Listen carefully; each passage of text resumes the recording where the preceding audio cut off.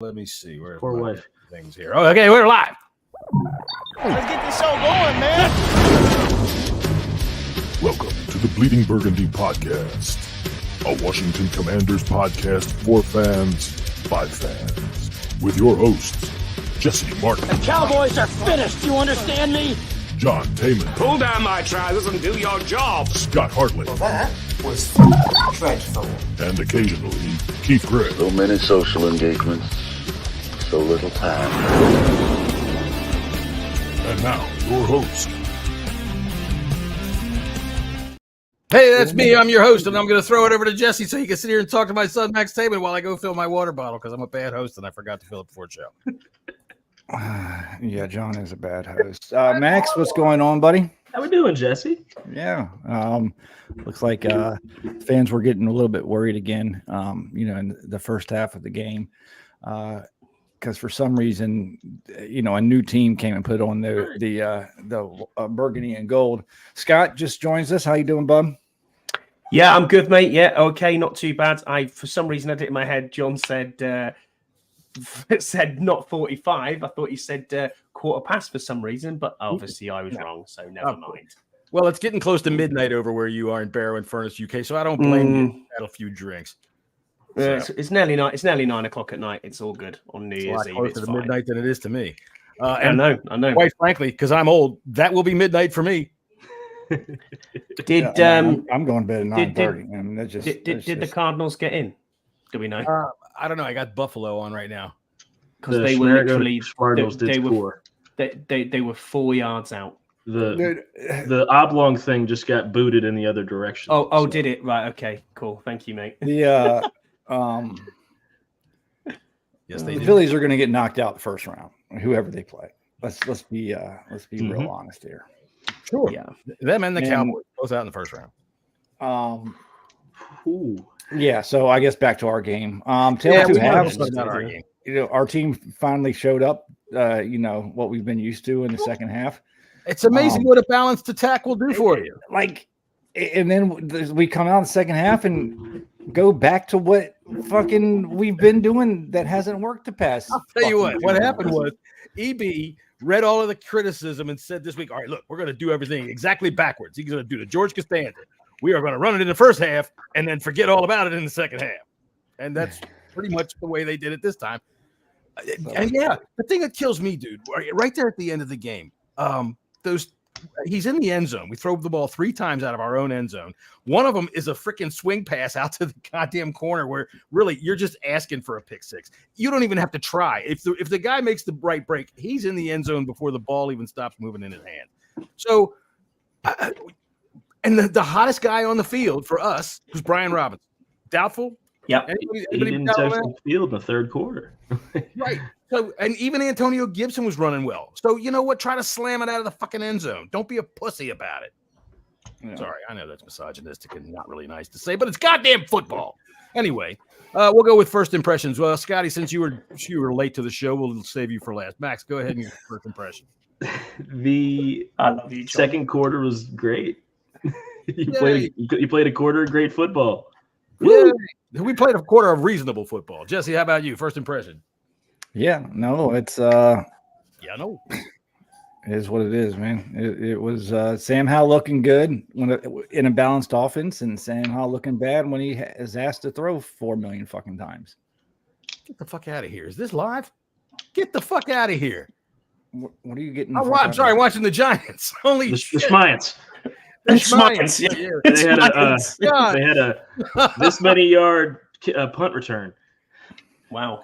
I don't know if that was live or not. I don't know. I just turned on radio. Anyway, so here we are. I'm sorry, I will get distracted by that. When we have a bad team, this is what happens. Well, my first impression of the game, in all honesty, since y'all touched on some of the things that were obvious in the offense, dude, I thought some of our backup defensive backs played right well in spots during the game, and then we lose them again. Forbes played well. Mm-hmm. Yeah, I thought so. We're on first impressions, and it's Scotty's turn. Go ahead. Yeah, that was my take there, John, which was that the defensive backs played pretty well for the vast majority of the game. Players who I never even heard of. I was thinking Whiteside. Okay. I this guy's in Home Depot in 2 weeks' time. You know what I mean? So it doesn't really matter what's happening. But what I can take from this is we played a decent half of football. The second half was abysmal. Brock Purdy was able to make plays on the fly, which affected us. And we've got one more game under this Ron Rivera tenureship. What was really interesting is that the commentary team told every man and his dog that was what was happening as well. I've never heard that. I've never heard that was a thing, that you were going to say this coach is getting fired in a week's time from a commentary team. No, well, the commentary teams are just awful anyway. So I don't even want to talk about them. They were stupid again today, and they were so in the tank against us. I mean, he made like a 4-yard pass by Brock Purdy sound like it was a fucking Hall of Fame play. Look at this, Brock Purdy. All right. Chase Young had a tackle for a loss at the last play of the first half. And the dude went on it for 10 minutes about, he went to high school right over there. It's like, that's great. Well, he made it sound like this had been something Chase Young had been doing all damn day. I said so in our chat. Hey, he finally got a chance to say Chase's name, and man, he took advantage of that shit. Damn right. Chase Young. I got a whole thing. Well, Chase didn't have a bad game. I mean, as much as everybody wants to pour on Chase Young, man, and people just got to stop looking at stats, especially in DNs. I mean, Joey Bosa didn't have a stat-filled game. He's had I thought our offensive line held up well. Mm-hmm. Yeah, so I thought they were really good. When it comes to defensive ends, it's not always about stats, man. It's about the chaos that you can. Just like what the KJ Henry that played at Sam Darnold came in and played. There's no stat on that, but Sam Darnold saw it was going to be a screen. It's called Darnolding. All right. But Darnold? I mean, we had one Darnold in the game. Okay. The announcer did say it right. Darnold did the right thing. He just didn't hold on to the ball because it was going to go right into KJ Henry's hands. But there's no stats for that. So, I think just people need to lay off Chase Young because he's gone now officially. Yeah. Done and it was over. the same thing with Chase Young here. He was making plays. He just wasn't making the big play. Yeah. Right. And, when you don't make the big play, people don't think you're new at anything. That's why they think that left tackle is a position you can just pick up off the street. But we won't get into that kind of thing. We got one more game left to go before we start talking about that kind of stuff. I thought that in the early part of the game, Sam Howell looked bad. But he what was it, the second drive of the game, Scott? The first drive he looked bad. First drive, he threw a pick that was dropped. Mm-hmm. All right, yeah. He threw 2 picks. One of the things, I thought he looked bad all day. He was double clutching all effing day. Oh. It was driving me crazy because he saw something. He's just, dude, trust it and throw it, but he's not trusting it now. That's something that was new. I don't know, man. He was bad the first drive and he was good the rest of the first half. Then he was awful. The second interception where he got hit on the head, which as Max said, I think if it was anybody else, that would be called. But at the same time, he didn't have to double clutch there. If you watch that back, he can release that early, and it is a clear catch to McLaurin. But instead, he goes, "Do you know what? I'm going to double clutch it, and then I'll get rid of it again." And I don't know why you're trying to do this fake punt. Oh yeah, he's not trusting it. That's why he doesn't trust it. He doesn't trust what he's doing. He doesn't know. You could have seen it a couple of plays there where the pocket kind of started to move in around him, and then he starts running like a rabbit rather than doing what he was doing earlier in the season and making something out of it. There was one point where I saw the pocket kind of collapsing around him. He pulls the ball down, and I can see his whole effing body, which means there's a hole, and you're standing in it. Fucking run. And instead, he ran right back into the goddamn traffic. It was like, dude, just fucking go. And he ran one time today? Yeah. Once. Yeah. Dude, and another thing, running 23 yards and fucking button heads getting first downs, and now he doesn't. He's afraid. And another thing that we noticed today, this again going back to the first half, is when you get Sam in a rhythm, whether both running in, passing the ball, you get him more comfortable. He's more comfortable there when he's in a rhythm, and you saw that in the first half. But then go to the second half when all you're doing is just throwing and throwing and throwing. I mean, you're just asking for trouble from Sam, from a young quarterback like that. I mean, this was the epitome of an Eric Bieniemy game. And if you watch this game and you still think Eric Bieniemy should be the offensive coordinator or a head coach of the future, then you just don't know what you're looking at, because you see when he calls the game the right way, the way it should have been called all year round, we moved the ball on an excellent defense. Okay. Right. We did that in the beginning of the year as well. Although it was more Sam, doing the quick pass, doing the screens and stuff like that, instead of really going off on the run game. But then you get, we're down a touchdown, coming into the third quarter or what have you.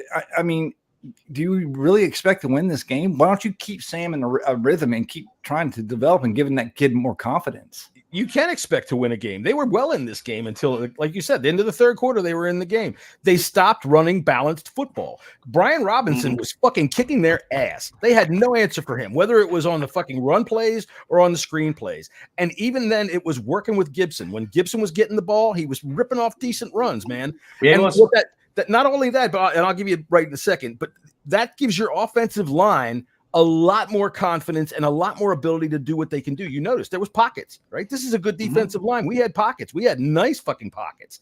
And it's because the offensive line isn't constantly going backwards 50 times a fucking game trying to stop these people that are just teeing off. You have a balanced game. They can't do that kind of shit. And so anyway, who was it that was trying to interrupt my amazingly wise point there? I was just going to say there, looking at I've looked at the box score here and the stats that are on there. The only sack for San Francisco was Cleveland Farrell, got 1 today. So that shows you that actually, although the pressure was there and they were pressuring, they were blitzing, they weren't getting anywhere with it. The offensive line had a decent enough game. You know what I mean? In all honesty. And again, we're missing 2 starters off that O-line.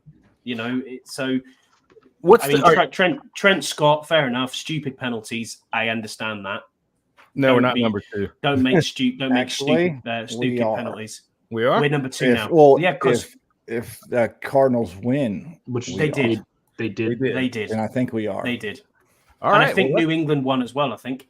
I don't know if they're winning. I know that was close. Oh, by the way, for anybody that's going to be, fuck it. This isn't a podcast. This is only on YouTube, so you can read what Pete said. I don't need to read it to you. Yeah.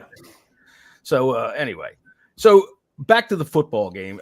I did think the offensive line played very well, and I think that the fact that they ran the ball was a very good way to get them to play well. You can do a lot more if you can keep that defensive line honest from being able to blitz right in and be able. And even on those blitzes, Scott, you said they had pressure.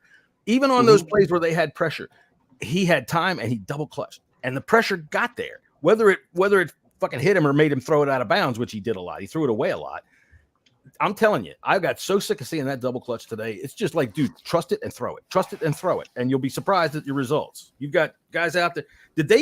Sorry, I'm all over the place. Did they target Jahan Dotson today once? One target. He was nowhere near it. That was in the end zone, wasn't it? Yeah, it was near the end zone. Yeah, it was classed as a target, but in all honesty, he had no chance of getting. He never got a ball catchable to him. No catchable ball. I mean, it was even what summed it up really. Go on, mate. You go. Sorry. I think you and I are going to say the same thing. In the third quarter, we ran a crossing pattern. We ran a naked boot to the left, and Sam's going this way. The receivers are going that way. Right. Exactly. How do you expect that to be anything? That was the one I was going with. Well, it was one of them made a mistake because the offensive line was rolling out with Sam. And it's like, this is by design. Who the fuck you could, I don't care how drunk you are drawing on a napkin. Look at this prize, look at this play. You'd know instantly that this fucking shit won't work. God damn it.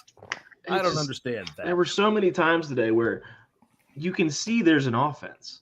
You can see there's some plays. How do you build it? You got to run the ball first off, which they didn't do in the second half. Right. But then also, when you have a quarterback that you've benched 2 weeks in a row and you told him going into this week, you're not the starter. And then all of a sudden you thrust him in, he's going to be gun shy because he doesn't want to lose his job. So we start throwing the ball right away. So you throw the ball and you put him in harm's way. And then all day long you get the double pumps. You don't have anything. And I mean, it's just, it's frustrating. We got another week. It's one more week. and then it's the biggest off season in franchise history. For a long time. My wife just watched the Jags and Allen, who plays over there. What a player he is, and he is a free agent as well. If we could somehow get hold of him, that would make my season. Great player. Would you get a New Jersey? Yeah, I would. Yeah, probably. Most likely, yeah. Bradley Chubb, But he all would, up on the I'm card. already thinking of it. Yeah, it was Chubb. I was I watching. mean- I was watching the Shrams and the Schmeyans over here on Schmedzone, and dude tried to catch the spike. The dude for the Rams tried to dive underneath the fucking center and catch the spike. He almost got it. That would have been pretty cool. All right, so special teams I thought bounced back all right. They didn't have any glaring mistakes. We didn't make them punt very often. Now, Jesse, I'm going to pick a bone with you right now. This really got nothing to do with this, but Christian McCaffrey went out of the game, and their rushing game really didn't fucking stop. They're playing us, man. Don't give me that. Come on. I'm giving you that. Mitchell's a good back. What happened? When McCarthy, when McCaffrey was in the game, he had all control over the entire fucking game. He is 100% the MVP of the league, and there's no fucking questions about it. Period. Well, I'm telling you what, you're right. I'm going to call no questions about it because I think that it is Lamar Jackson. No way. I think if you take both of those two teams and you take one off of each, you take each one of them off the team, the 49ers are still going strong. The 49ers wouldn't be the number one seed if McCaffrey wasn't on that team. No, the Ravens wouldn't be in the playoffs. The Ravens wouldn't do it. The Ravens wouldn't be in the playoffs. I wouldn't be so sure. They got a pretty goddamn good backup in Baltimore. That's won many of games with Lamar being out. Who is it? It's Huntley. Huntley. Scoop. Yeah. Thank you, Peter. Yeah.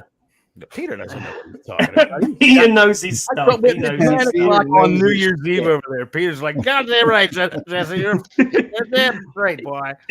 Because Peter's off. Look, MVP is a quarterback award. You wouldn't be surprised to see McCaffrey get the offensive player, but it's going to be Purdy or Jackson, and that's it shouldn't be. It should not be. It's the Heisman of the NFL. Come on now. They need to be the all right quarterback MVP. That should be what this award is. Then call it that. I think that the real thing that we're saying is exactly what I said. If you took the quarterback off of almost any team, except for Cleveland, they're dead in the water. If you got a star quarterback like we ain't seen that this year. Look at Flacco. I mean, shit, man. That's what I just said. Anybody but Cleveland. This is the year they call this the year of the backup quarterback. I mean, Purdy's a fucking backup quarterback. How many? Oh, I know. How many backups played last year? We had 70 different starting quarterbacks last year. Yeah, there's more backups playing this year than there was last year. It's insane. And then we'll make more rules. We'll make more rules for the officials to fuck up. All right. So speaking of the rules, might as well while we got sitting here. Last night, what do you think happened in the Cowboys game? That was wild. Shit. I mean, I'm sorry. They need to change that rule. It's a stupid rule. It should be the same as if a ball goes out of bounds. You fumble the ball out of bounds. Which rule? I'm talking about them at the end of the game when they talking about the end of the game. That was horseshit too. I'm sure that was the one I'm talking about. Yeah. You are right, Jesse. That rule needs to change. But I like that touchback. You fucked up. That's what I think. 99 yards anywhere else. It's one thing, and then all of a sudden you get there and it's something different. There's a reason. Yes, there's a reason that's called pay dirt because that's where the shit happens. No, it's horseshit. You got to carry it in archives. You say what's his name? Larson. The guy that Decker. Who the tackle? Decker or Skippy? Yeah, Decker, the guy that actually went to the ref and said, "Hey, I'm eligible." Both did. Reported eligible. He reported. It was why is it called? I think the ref didn't hear him. But it's not even that. They went before the game. And told him this is going to happen. What you see from Brad Allen? Did you guys read the pool report at all? No. So they came to him. They told him who reported. When he went to tell Dallas, he told them the wrong number. Brad Allen messed up. Yeah. It is definitely the refs. But the ref in the pool report, he was so adamant that they said that the other guy reported. He said it 4 separate times in 3 questions. Did you hear Rex Ryan today? Oh, was he talking about toes again? No. Hey, for what everybody wants to make fun of Rex Ryan, that dude knows his shit. And he's right about this. He says, this is ridiculous.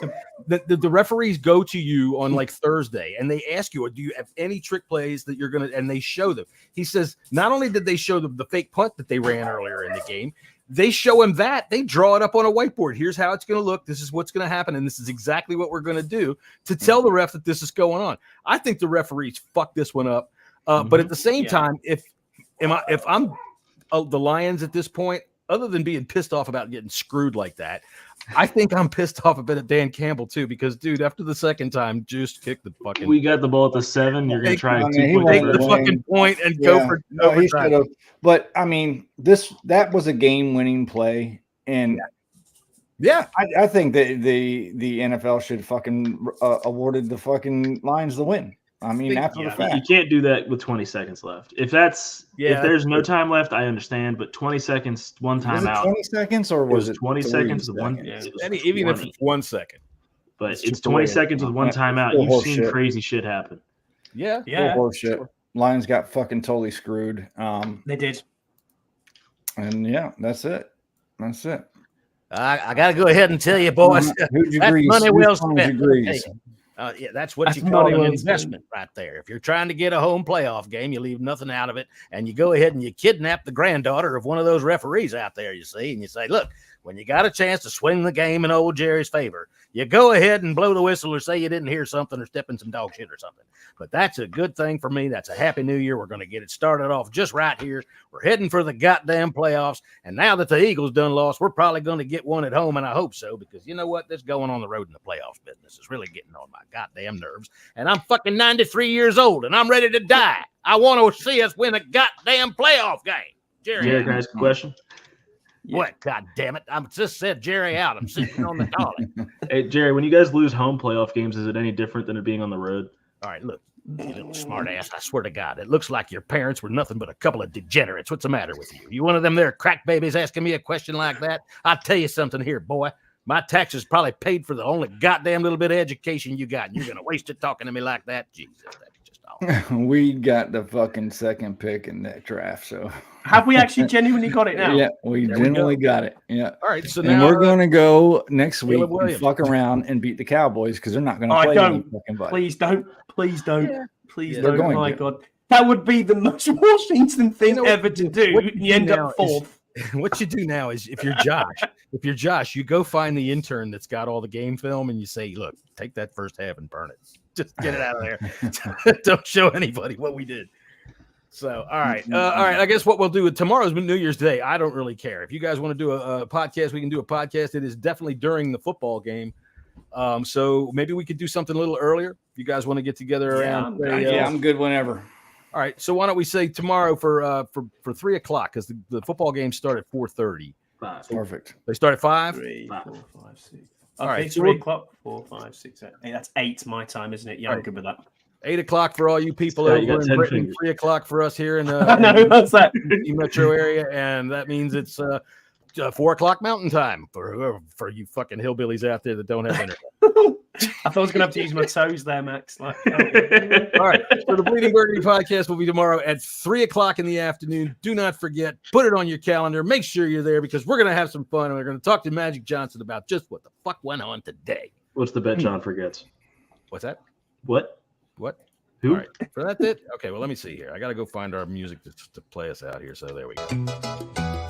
All right. Special guest to Max here today because he was, hanging around listening to us chat about the football game. Saw the link and decided, hey, I'm just dropping in. But no, man, welcome to have you. As long as everybody else is not sick of you yet. I can tell you this. A friend of mine watched the podcast and saw Max's head come on there and said, Jesus, look at all this red hair. Another one of these British guys? What the fuck is that? You too, Peter. Happy New Year, bub. Happy New Year, mate. Yeah, you're welcome, Pete. We put the podcast on just for you, bud, and that's a fact.